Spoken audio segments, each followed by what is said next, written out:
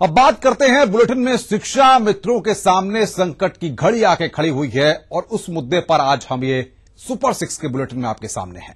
उत्तर प्रदेश के 1,72,000 शिक्षा मित्रों ने आज प्रदेश में कार्य बहिष्कार कर रखा है। शनिवार को हाईकोर्ट का फैसला आने के बाद प्रदेश के शिक्षा मित्रों में काफी नाराजगी देखी जा रही है। देखिए हमारी रिपोर्ट। हिंदी दिवस के दिन एक तरफ साहित्यकारों का सम्मान हो रहा है और दूसरी तरफ शिक्षा मित्र फांसी लगा रहे हैं। कुछ गुमनामी में मर गए हैं, कुछ कैमरों के सामने ही झूलने की फिराक में। प्राथमिक विद्यालयों पर ताले लटके हैं, शिक्षक सड़कों पर हैं, क्योंकि हाई कोर्ट से शिक्षा मित्रों का एडजस्टमेंट कैंसिल कर दिया गया है और शिक्षा मित्र गुस्से में नहीं था। केवल हम पैसों के लिए मर रहे थे। इंसान के लिए एक शिक्षक होता है जो समाज को सुधारा जाता है। आज हम लोगों की इस तरह से बिल्कुल जमीन पे रोड पे लाके रख दिया। हम ये रोड जाम कर देंगे, अपनी जाने यहाँ पे लाशें बिछा के। शिक्षा और शिक्षण दोनों जीवन मूल्यों को बेहतर करने और उच्च आदर्शों के निर्माण की राह से पेशा होकर रह गए हैं और किसी भी पेशे का रास्ता पेट तक ही जाता है, यानी पढ़ाना पेट की आग बुझाने से ज्यादा कुछ नहीं है। खैर, शिक्षा मित्र चाहते हैं कि हाई कोर्ट ने सहायक शिक्षक का जो एडजस्टमेंट कैंसिल किया है वो तुरंत बहाल किया जाए। इसीलिए शिक्षा मित्रों की एक ही मांग है कि जान ले ली जाए या फिर न्याय दे दिया जाए। हमारे एक साथी ने अभी खुदकुशी करने का प्रयास किया।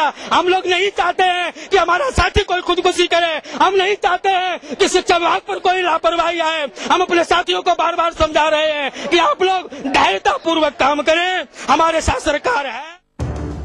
कोर्ट के फैसले के 24 घंटे के भीतर ही प्रदेश के अलग अलग जिलों में 7 शिक्षा मित्रों की मौत हो चुकी है। बरेली, मऊ और आगरा के शिक्षा मित्रों ने इच्छा मृत्यु की मांग की है। वो भी एक टीचर था, उसने घनानंद पे आक्रमण करवा दिया था, बुद्धि से, बेवकूफी से नहीं कराया था। ठीक है, उस चीज को हम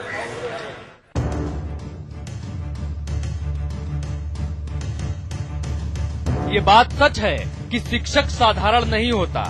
बड़े बड़े सम्राटों को शिक्षकों ने धूल चटाई है। महाभारत के द्रोणाचार्य से लेकर आचार्य चाणक्य तक शिक्षक आज तक किसी भी रणभूमि से भागा नहीं है। लेकिन दधीची जैसे मुनि ने जगत कल्याण के लिए अपनी अस्थियां भी दान की हैं। यह मामला थोड़ा उलट है। कहा जाता है कि यूपी का राजा राज्य निर्माता शिक्षकों के साथ है। फैसला कोर्ट का है। यूपी सरकार किसी भी शिक्षा मित्र की अप्राकृतिक मौत पर उनके परिजनों को 5-5 लाख का मुआवजा देगी। सरकार हाई कोर्ट के फैसले के खिलाफ सुप्रीम कोर्ट में भी अपील करेगी। सरकार की शिक्षकों से संयम की उम्मीद है, संग्राम की नहीं। Bureau report, ETV।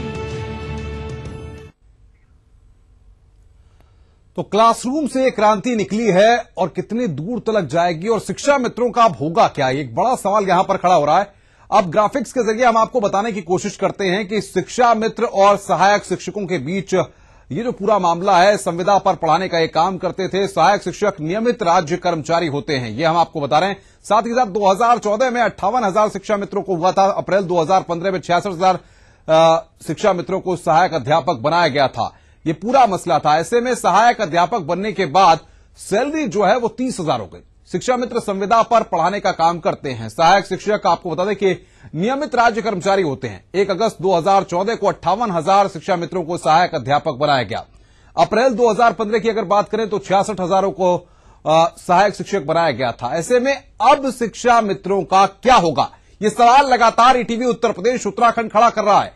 हाईकोर्ट ने 1,72,000 शिक्षा मित्रों की समायोजन पर रोक लगा दी और इसके बाद से ये संकट खड़ा हो गया है। ये सवाल यहां पर खड़ा हो गया है कि कोर्ट ने शिक्षा मित्रों के सहायक शिक्षक बनने पर रोक लगा दी है। सरकार ने 2014 में नियमों में बदलाव करके शिक्षा मित्रों को सहायक अध्यापक बनाया था। ऐसे में यहां पर कोर्ट ने उस फैसले को रद्द कर दिया और उसके बाद आपको बता दें कि स्थिति इस तरह की आ गई कि अब उसके बाद यहां पर सरकार के सामने अब जो विकल्प है कि सरकार इस पूरे मसले को लेकर सुप्रीम कोर्ट जाने की बात निकलकर सामने आ रही है। और शिक्षा मित्रों को यह उम्मीद है कि सरकार अगर इस मसले को लेकर के सुप्रीम कोर्ट जाती है तो कहीं ना कहीं इससे पैरवी अच्छी तरह से होगी और सरकार को इसका फायदा मिल सकता है।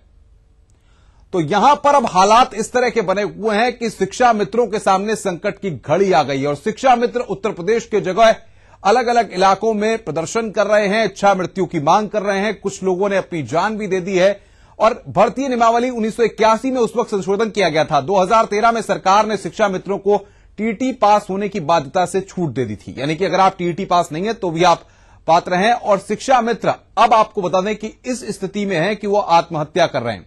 कई जिलों में शिक्षा मित्रों ने इच्छा मृत्यु की मांग की है। ऐसे में सवाल यहां पर यह है कि शिक्षा मित्रों ने 2014 में जब सरकार ने उनको सहायक अध्यापक बनाया था, तब जो सपना देखा था उस सपने पर भी पानी फिर गया। अब शिक्षा मित्र ये नहीं समझ पा रहे हैं कि करें तो क्या करें। 4 जगहों की तस्वीरें हम आपको दिखाने की कोशिश करेंगे कि किस तरीके से उत्तर प्रदेश में शिक्षा मित्र प्रदर्शन कर रहे हैं। आगरा, मैनपुरी, कन्नौज, जौनपुर, ये 4 जगहों की तस्वीरें आपकी टेलीविजन स्क्रीन पर है। 4 जगहों की ये तस्वीरें हैं, देख सकते हैं आप। आगरा की तस्वीरें हम आपको दिखा रहे हैं, मैनपुरी की तस्वीरें दिखा रहे हैं, कन्नौज की तस्वीरें हैं, जौनपुर की तस्वीरें हैं, जहां पर लोग प्रदर्शन कर रहे हैं। लोग चाहते हैं कि सरकार सुप्रीम कोर्ट में इस पूरे मसले की पैरवी करे ताकि उनके साथ जो चीजें हुई हैं वो चीजें अब ऐसे ही रूप में न रह जाएं, सरकार उनकी लड़ाई को लड़े। ये बात शिक्षा मित्र प्रमुखता के साथ कह रहे हैं।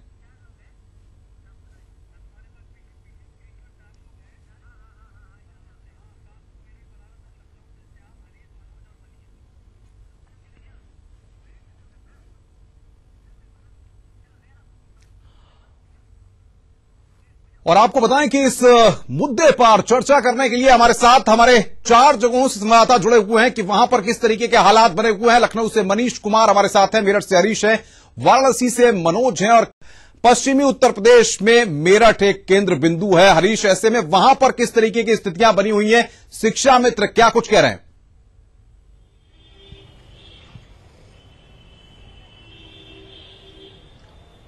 देखिए अनुपम, जिस तरीके से कोर्ट का आदेश आया उसके बाद शिक्षा मित्रों को जरूर मायूसी हाथ लगी है और जिस तरीके से आदेश जैसे ही ये पूरे प्रदेश में लागू हुआ है, सैकड़ों जो लोग हैं बिल्कुल बेघर हो गए हैं और उनका साफ तौर पर यह कहना है कि ये कोर्ट ने हमारे साथ नाइंसाफी की है और ऐसा फैसला सुनाने से पहले एक बार कम से कम उनके परिवार के बारे में जरूर सोच लिया होता। निश्चित तौर पर जिस तरीके से फैसला आया है उसे बेहद चौंकाने वाला फैसला इसे कहा जा सकता है। सैकड़ों जो बेरोजगार लोग हो गए हैं उनके सामने रोजी रोटी का संकट आ गया। आज भी कुछ बीआरसी ऑफिस पर कुछ शिक्षा मित्रों ने धरना दिया है, प्रदर्शन किया है। उनका मांगना है कि ये कोर्ट को ये आदेश वापस लेना चाहिए और साथ ही उनकी यह भी मांग है कि अगर ये हमारा आदेश अगर वापस नहीं ले जाता है तो हमें इच्छा मृत्यु दी जाए। आपको मनीष कुमार के पास चलेंगे। लखनऊ, मनीष, लगातार इस मुद्दे पर आप नजर बनाए हुए हैं, आखिर हालात इस तरह के पैदा क्यों हुए और किसको जिम्मेदार ठहराया जाए? सरकार ने क्या अपना वोट बैंक मजबूत करने के लिए शिक्षा मित्रों के भविष्य के साथ खिलवाड़ की है?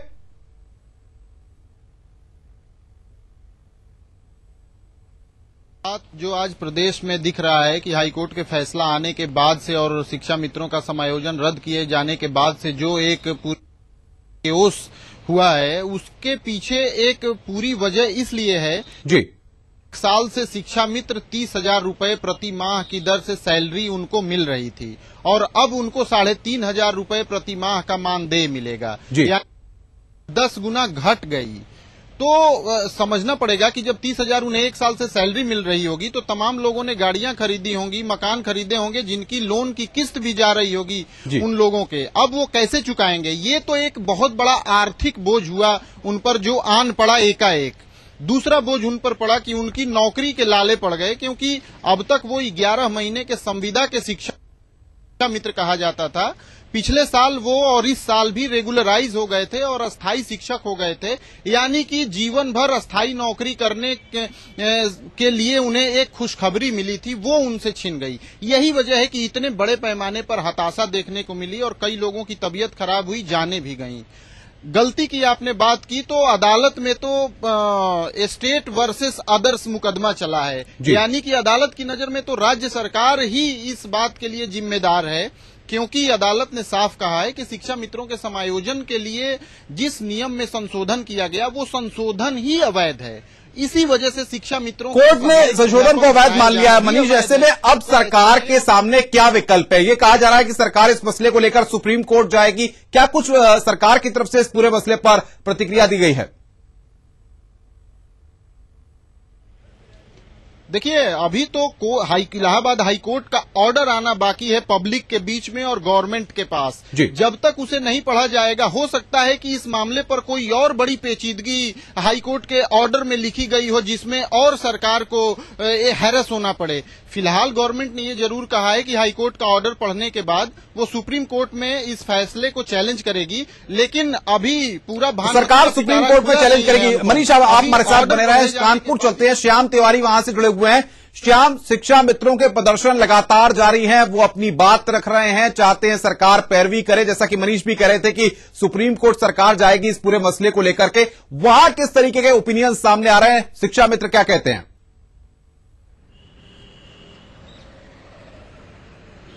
अनुपम, देखिए, कानपुर में भी नजारा प्रदेश के बाकी हिस्सों की तरीके ही है। यहाँ पर भी शिक्षा मित्र लगातार विरोध कर रहे हैं। आज सुबह शिक्षा मित्रों ने बैठक की और बैठक करने के बाद ये फैसला लिया कि वो कड़ा ऐतराज जताएंगे, जिसके चलते कुछ देर बाद जो उनकी आम सभा थी वो रैली में तब्दील हो गई और उन्होंने रेलवे स्टेशन पर जा करके जमकर उपद्रव किया, ट्रेनों का संचालन ठप कर दिया। आधे घंटे उन्होंने किसी भी ट्रेन को गोविंदपुरी रेलवे स्टेशन से आगे नहीं बढ़ने दिया।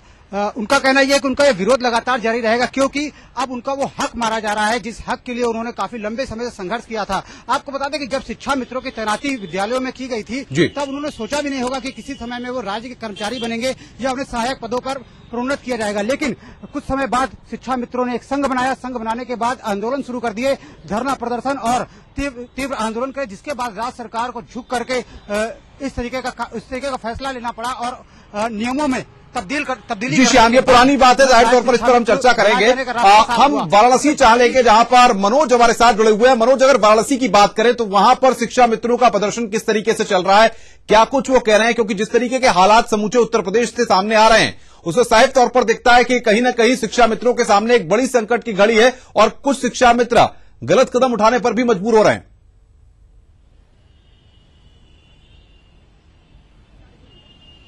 देखिए अनुपम, जो वाराणसी की जो तस्वीर है या वाराणसी के आसपास जिलों की तस्वीर है, बाकी उत्तर प्रदेश के जो हालात चल रहे हैं वो उससे अछूता नहीं है। पूर्वांचल जी, पूर्वी उत्तर प्रदेश के में भी हाल कुछ इसी तरह चल रहे हैं। वाराणसी की अगर हम बात करें या जौनपुर की बात करें या बाकी जिलों की बात करें, तो सभी शिक्षा मित्रों का जो है मांग, जो एक ही तरह का मांग है, एक ही तरह का उनका धरना है, एक ही तरह का उनका आंदोलन चल रहा है, एक ही तरह का उनका प्रोटेस्ट चल रहा है।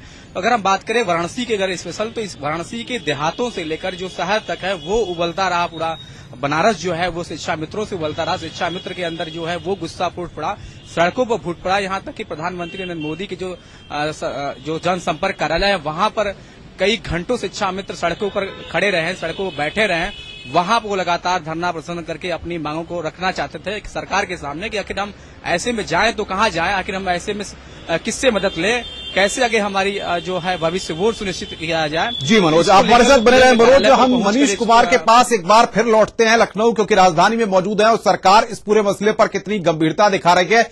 मनीष, सवाल यहां पर यह है कि जिस तरीके से कोर्ट ने नियमों को गलत बता दिया और जिस तरह से शिक्षा मित्रों को सहायक अध्यापक बना गया, उस तरह से उसको रद्द कर दिया। ऐसे में अब शिक्षा मित्रों के सामने संकट की घड़ी आ गई है और वो सड़क पर उतरकर प्रदर्शन कर रहे हैं। सरकार भी इस प्रदर्शन को देख रही होगी। क्या सरकार ने कोई गंभीरता दिखाई है, कोई आश्वासन दिया है?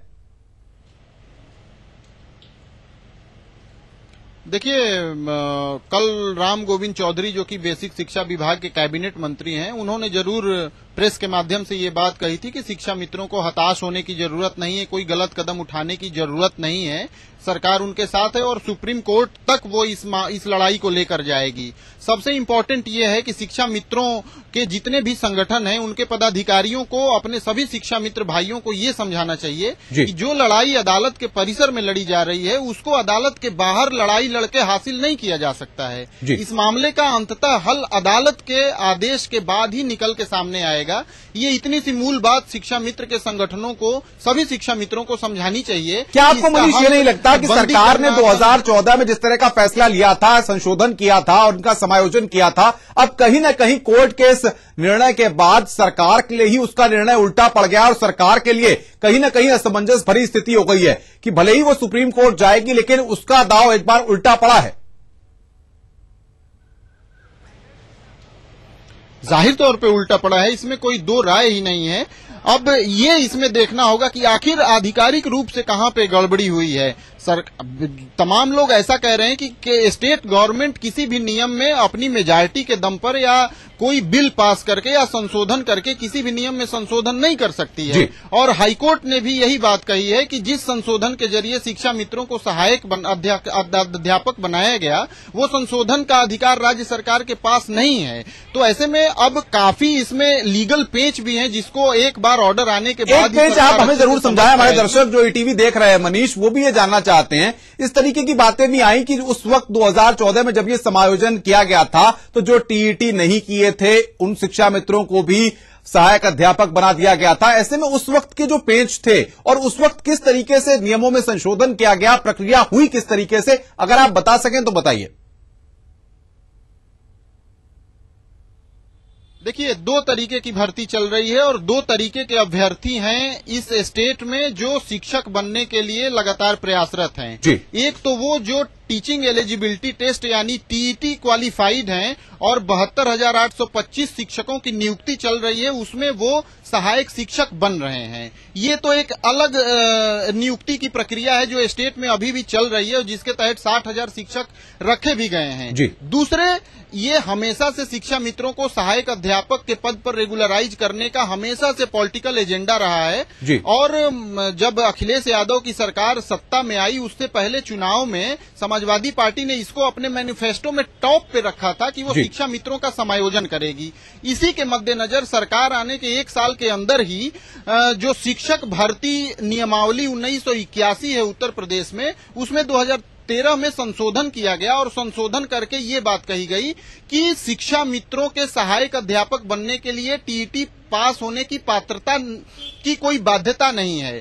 टीईटी पास होने की पात्रता इसलिए आई क्योंकि 2010 में जब शिक्षा का अधिकार अधिनियम प्रदेश में लागू हुआ, उसमें ये मूलभूत शर्त है कि बिना टीईटी पास हुए कोई भी व्यक्ति सहायक अध्यापक नहीं बन सकता। लेकिन सरकार की तरफ से इस बात में संशोधन किया गया और उनको टीईटी क्वालिफाइड होने से छूट दी गई और उनको भी सहायक शिक्षक बनाया गया और सरकार के इसी स्टैंड को हाईकोर्ट ने गलत माना है। अब सबसे बड़ी त्रासदी ये है कि जो टीईटी क्वालिफाइड स्टूडेंट्स हैं वो और शिक्षा मित्र, ये दोनों गुट आज प्रदेश में एक दूसरे के आमने सामने आ गए हैं और कई जगहों पर आज प्रदेश में झड़पें भी हुई हैं। तो शिक्षकों का पूरा गुट दो अलग अलग धड़े में बट गया है। ये बहुत दुर्भाग्यपूर्ण है।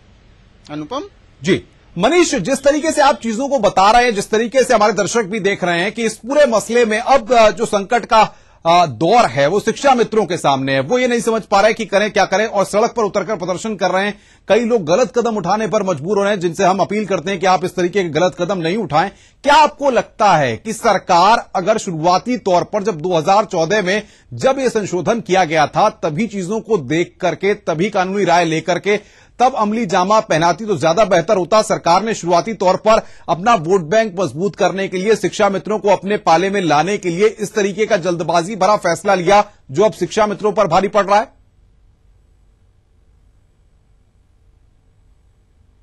इसमें कोई भी गवर्नमेंट रही हो, चाहे मायावती की गवर्नमेंट रही हो या मौजूदा अखिलेश यादव की सरकार रही हो, सभी ने शिक्षा मित्रों के समायोजन को प्राथमिकता तो दी, लेकिन इस मामले में बहुत लेट लतीफी हुई। मसलन मायावती सरकार में इन सभी शिक्षा मित्रों को 2 साल की ट्रेनिंग दिलाई गई थी बीटीसी करेस्पॉन्डेंस कोर्स के जरिए, जिसके तहत इन्हें सहायक शिक्षक बनाया जाना था। उस कोर्स के कराए जाने का भी फैसला बहुत बाद में लिया गया। एक बहुत मूलभूत प्रश्न है कि 2000 में शिक्षा मित्र प्रदेश में रखे गए थे, 2010 में right to education act state में लागू हुआ। यदि इन 10 सालों के बीच में शिक्षा मित्रों को सहायक अध्यापक के पद पर समायोजित किया गया होता तो शायद ये स्थिति खड़ी नहीं होती। अब बहुत लीगल कॉन्फ्लिक्ट पैदा हो गया है कोर्ट में भी।